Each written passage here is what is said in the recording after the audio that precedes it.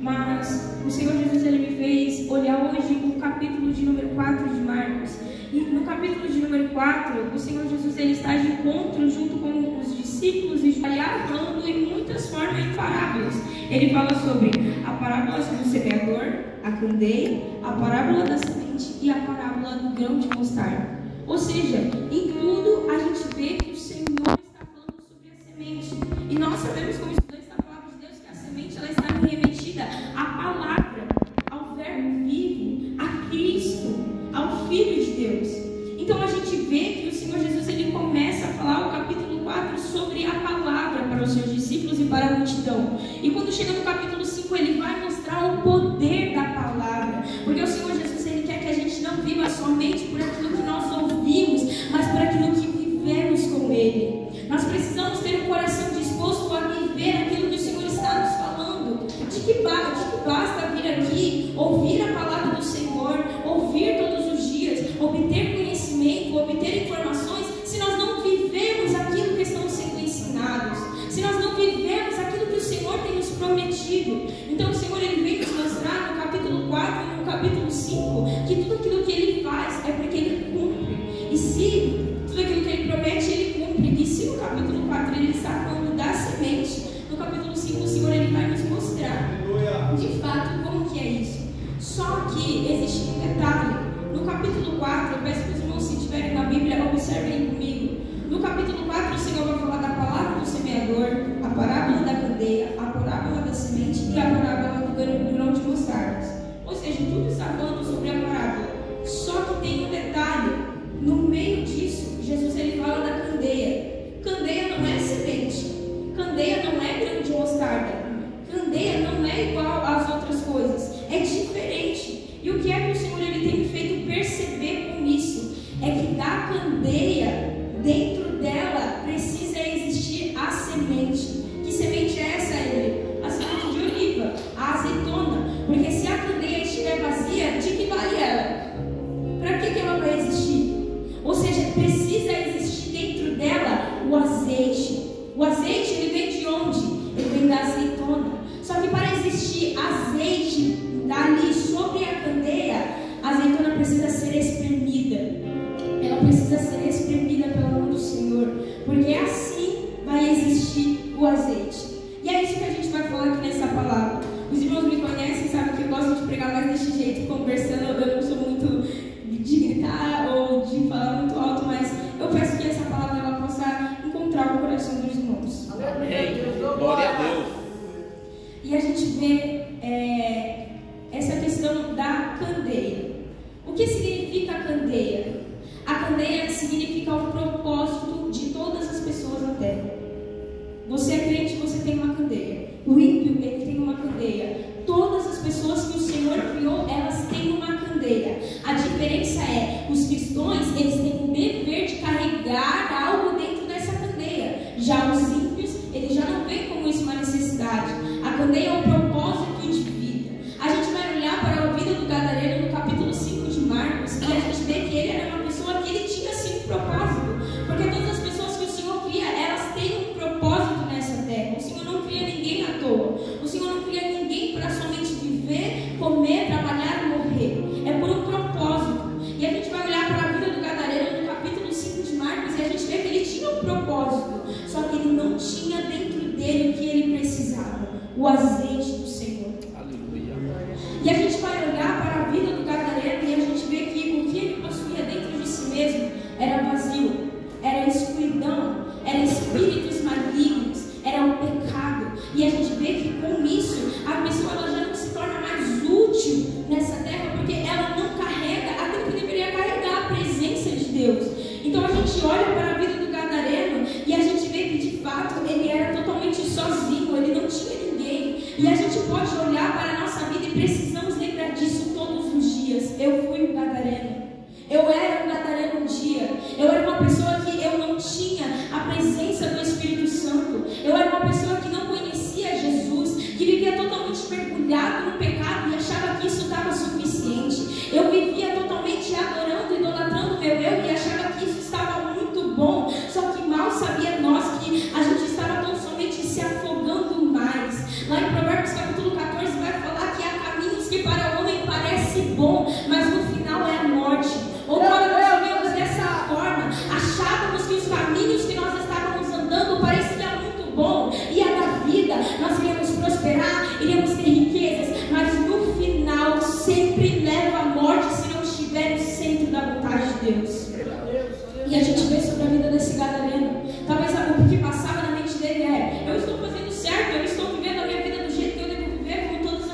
pessoas. Mal sabia ele que o espírito maligno estava tomando o coração dele. Até que um dia ele encontrou Jesus. Só que antes dele encontrar Jesus, eu quero que os irmãos venham aqui comigo. Marcos capítulo 5 a gente vai ver. Marcos capítulo 5, versículo 3. O qual tinha sua morada nos sepulcros, e nem ainda com cadeias o podia alguém prender. Ou seja, ele era uma pessoa endemoniada. Ele era uma pessoa que ele carregava o espírito imundo dentro dele, e nem com cadeias o podiam prender. Então isso significa que as pessoas que estavam ao redor dele, pastor, elas tentavam prender ele mais ainda. Só que a gente vê a diferença do mundo e de Jesus. O mundo, ele olha para as pessoas e ele fala: não vai dar em nada, não serve para nada, não vai crescer, não vai viver, isso aí vai morrer nas drogas, vai morrer na prostituição, vai morrer como seu pai morreu, como sua mãe morreu, como seus passados morreu. Só que quando Jesus, ele olha para ele, ele chega diante dele, o Senhor Jesus, ele não olha, ele não tenta o prender mais ainda, mas Jesus, ele liberta. Aleluia. A gente vê o tamanho, o amor de Jesus. Nós éramos dignos disso, éramos dignos que o Senhor, ele nos prendesse com a ira, que o Senhor, ele pisasse sobre nós, que o Senhor, ele mandasse sobre nós o seu fogo, mas em vez disso, aquele que poderia nos julgar, ele nos amou. E além de nos amar, ele nos trouxe liberdade. Hoje nós estamos aqui porque nós somos livres no Senhor. Aleluia. Eu adoro o Senhor porque nós temos o maior motivo. Eu sou livre. Eu sou Aleluia. livre. O pecado, ele já não me escraviza mais. Glória a Deus. Aleluia. Aleluia, Deus, eu creio. E aí a gente vê que o Senhor Jesus, ele veio para libertar, porque como diz em Gálatas capítulo 4, versículo 7, agora nós somos livres, não mais escravos, mas filhos, e além de filhos, nós somos herdeiros do Senhor. Aleluia. Nós precisamos lembrar disso todos os dias. É uma palavra simples, mas é o que o Espírito Santo, ele precisa falar em nossos corações todos os dias. Lembre-se, você tem um Pai. Lembre-se, não estamos sozinhos. Lembre-se, se nós temos um Pai, nós somos um filho e precisamos agir como filhos. Será que como filho nós estamos honrando o nosso Pai que está no céu e nos contempla todos os dias? Será que o Senhor, ele está olhando e para nós está falando: eis aí um filho que eu me agrado, eu criei ele da devida forma e ele tem me obedecido? Será que o Senhor, ele olha para nós e ele vê filhos obedientes? Ele vê Abel ou ele vê Caim?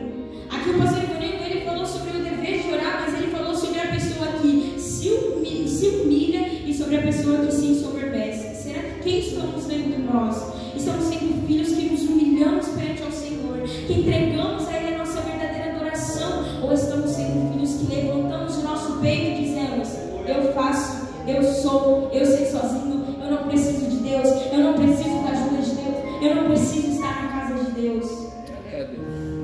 Então a gente olha e a gente precisa lembrar todos os dias: nós temos um Pai, e essa é a nossa identidade de filhos. E se nós não sabemos quem nós somos, não há o porquê viveremos. A pergunta é: por que você vive hoje? Por que você está aqui na casa de Deus hoje? Será que você tem que se lembrar que você é filho? Será que você tem que se lembrar que você tem um Pai e você tem vivido de qualquer forma, de qualquer maneira, como se você fosse o dono do seu próprio nariz? Precisamos lembrar: nós temos um Pai. Aleluia. E aqui a gente vai olhar versículo 4: porque tendo sido muitas vezes preso com grilhões e cadeias, as cadeias foram feitas por ele em pedaços e os grilhões em migalhas, e ninguém podia lançar, e andava sempre de dia e de noite, clamando pelos montes e pelos sepulcros e ferindo-se com pedras. Aqui a gente pode ver o que Cristo, ele fez na vida desse gadareno e o que Cristo, ele fez nas nossas vidas. Às vezes nós olhamos para a vida desse gadareno e nós pensamos: nossa, ele era horrível, ele era péssimo, nossa, para ele não tinha jeito mesmo. Mas a gente precisa lembrar que nós um dia fomos essa pessoa. Nós um dia estivermos nesse lugar, e se a gente não se lembrar de onde nós estivermos um dia, a gente não vai ter capacidade para ajudar pessoas que estão nessa mesma situação. E o Senhor, ele nos usa para isso, mas isso ele já fala um pouco depois. E a gente vê então que de dia e de noite ele clamava pelos montes e pelos sepulcros, e ele se feria com pedras. A gente vê nitidamente a transformação que Cristo fez na vida dele. Cristo, quando apareceu sobre ele, não foi ele que o encontrou, mas foi Cristo que encontrou ele. A gente vai ver lá em João capítulo 15 que vai falar que não foi nós que escolhemos a Deus, mas foi Deus que nos escolheu. Nós precisamos lembrar, foi o Senhor que, olhando para a nossa tamanha miserabilidade, Ele escolheu nos escolher. E hoje estamos aqui por causa disso, aleluia. Só que a gente vê que Cristo, quando Ele olhou para nós, Ele não escolheu somente de chamar de filho, mas Ele escolheu nos libertar. E é por isso que estamos aqui hoje. Não estamos aqui porque somos santarrões, não estamos aqui porque somos santos, que somos melhores que outras pessoas, não. Estamos aqui porque somos pecadores e precisamos buscar a transformação em Cristo. Então nós estamos aqui exatamente para isso. E se não for por isso, para que estamos aqui? O Senhor, Ele nos trouxe aqui para transformar os nossos corações, assim como transformou a vida daquele gadareno. Ele vivia sem visão de futuro. Ele não sabia o que fazer, ele não sabia o porquê existir, mas o Senhor, Ele veio, Ele trouxe sentido. E a gente precisa lembrar, o Senhor, Ele veio sobre as nossas vidas e Ele trouxe sentido. Ah, se não fosse o Senhor sobre a minha vida, ah, se não fosse o Senhor, talvez nesse momento eu estaria lá no mundo, eu estaria dançando para Satanás, eu estaria adorando a Satanás, mas o Senhor, Ele escolheu que eu estivesse aqui. O Senhor, Ele escolheu que cada um de nós estivéssemos aqui, e nós precisamos nos alegrar por isso. Se alegre porque você vê o irmão aqui na igreja, se alegre porque você vê jovens na igreja, se alegre porque você vê mães, pais que poderiam estar lá no mundo, poderiam estar vivendo uma vida de prostituição, e eu não digo somente sexual, eu digo da alma, porque nós pertencemos a Cristo, e quando nós entregamos a outras coisas, estamos nos prostituindo contra o nosso noivo. Precisamos ter consciência disso. Então nós precisamos lembrar, Cristo nos transformou, e eu quero mostrar para você a tamanha transformação que Cristo fez na vida desse gadareno. Dia e noite ele se machucava, ele clamava e ele se feria. Agora a gente vai ver depois, versículo 19: Jesus, porém, não lhe permitiu mais disso. Vai para a tua casa, para os teus, anuncie-lhes quão grandes coisas o Senhor te fez e como teve misericórdia de ti. Aleluia. A transformação que Deus, Ele fez sobre a vida dele foi essa. Se um dia ele passava dia e noite se ferindo, se machucando, agora ele passa dia e noite falando: grande é o Senhor sobre a minha vida. Agora ele passa fazendo aquilo que agrada ao Senhor. E a gente precisa disso, a gente precisa lembrar disso. Outrora eu estava lá no mundo, eu posso falar para os irmãos, eu sou testemunho vivo, eu amo falar, os irmãos sabem disso, eu amo falar. E antes eu falava tudo aquilo que não agradava ao Senhor. Dos meus lábios só saíam palavras torpes, do meu lábio só saía palavras de maldição. Mas hoje eu estou aqui porque eu uso meus lábios para glorificar o nome do Senhor. Aleluia. Então nós precisamos ver que Cristo transformou ele, e Cristo está aqui para nos transformar. Que o Senhor quebre de nós o orgulho de falar: eu já estou transformado, não preciso de mais nada. Ah, já fui curado, não preciso ser curado de mais nada. Não, irmãos, nós temos em nós as nossas feridas, as nossas falhas, e o Senhor precisa todos os dias, como um vaso, cuidar de nós e nos transformar. E nós precisamos dar liberdade para Ele fazer isso, assim como Ele fez na vida desse gadareno. Só que quando Cristo, Ele transformou a vida desse homem, o Senhor, Ele não transformou somente para que a bênção fosse sobre a vida dele, mas para que fosse sobre a casa, sobre a família, sobre a cidade, sobre as nações, sobre nós que estamos aqui, porque a história dele foi escrita e nos alcançou. Então, aqui o que o Senhor, Ele tem feito entender é que o Senhor, Ele colocou uma fonte sobre dentro daquele gadareno, e o Senhor colocou uma fonte sobre as nossas vidas, e essa fonte, ela não é para estar parada. E se nós estivermos parados, a fonte não vai se movimentar dentro de nós. Se nós não buscarmos a presença de Deus, a fonte não vai exercer aquilo que ela tem que exercer em nós. Se nós não orarmos, o Senhor não vai nos mudar. Se nós não jejuarmos, o Senhor não vai nos transformar. Se a gente não ler a Bíblia, a gente não vai crescer. Então o Senhor, Ele tem feito eu entender. Cristo, Ele colocou uma fonte em cada um de nós, e nós precisamos nos movimentar todos os dias para que essa água da vida, ela se movimente em nós, mas não somente nos limpe, mas transporte sobre outras vidas. A gente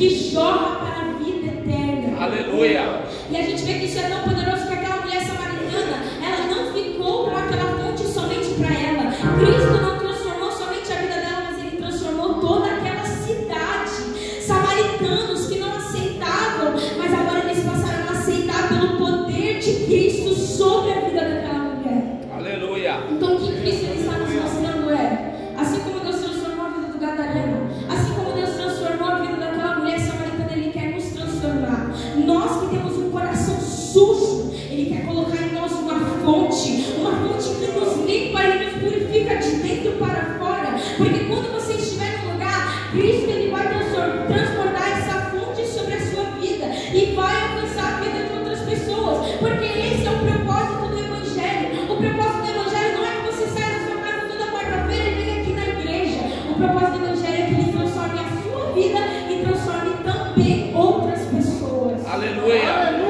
Estamos dando liberdade para Cristo transbordar dessa água que Ele colocou em nós para outras pessoas.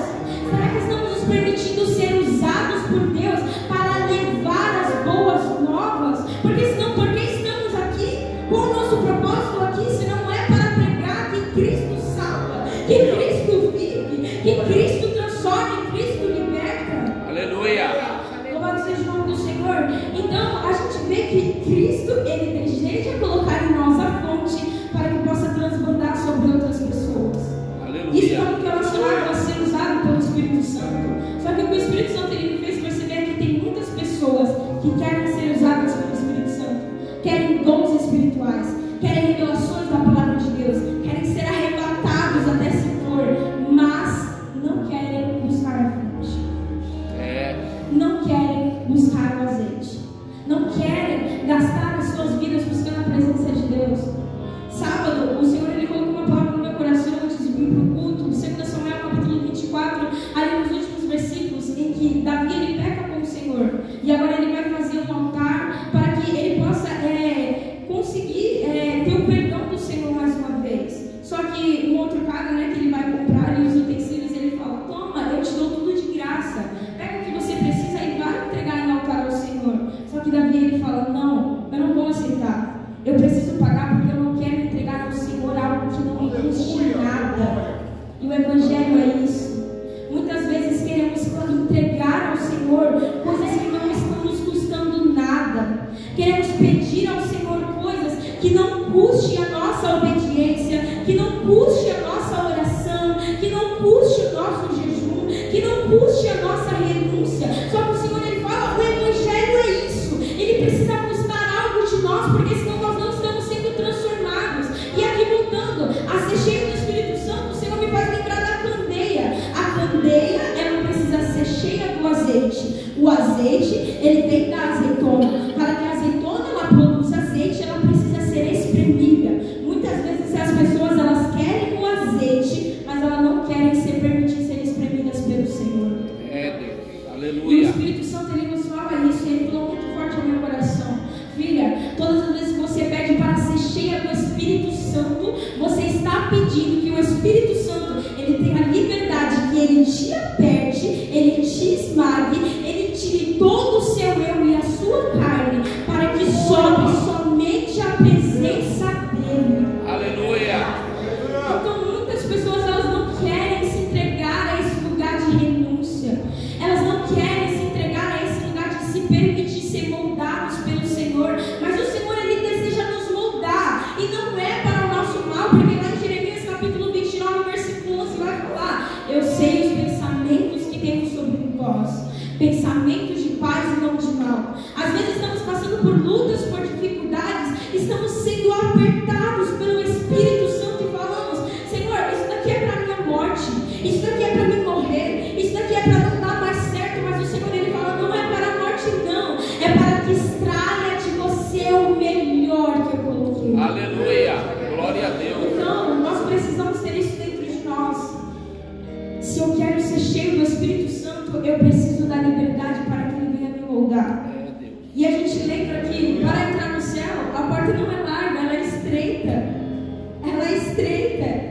E ai de nós se nós não quisermos passar por essa porta. Nós sabemos que um outro lugar já está preparado para nós. E sinto lhe dizer, se nós temos sede da presença de Deus, como cantamos aqui, vamos clamar até que Ele venha. Como a Juliana cantou aqui, o encontro do noivo com a igreja será tão lindo. Aleluia, de fato. Mas para chegar nesse dia, precisamos passar pela porta estreita.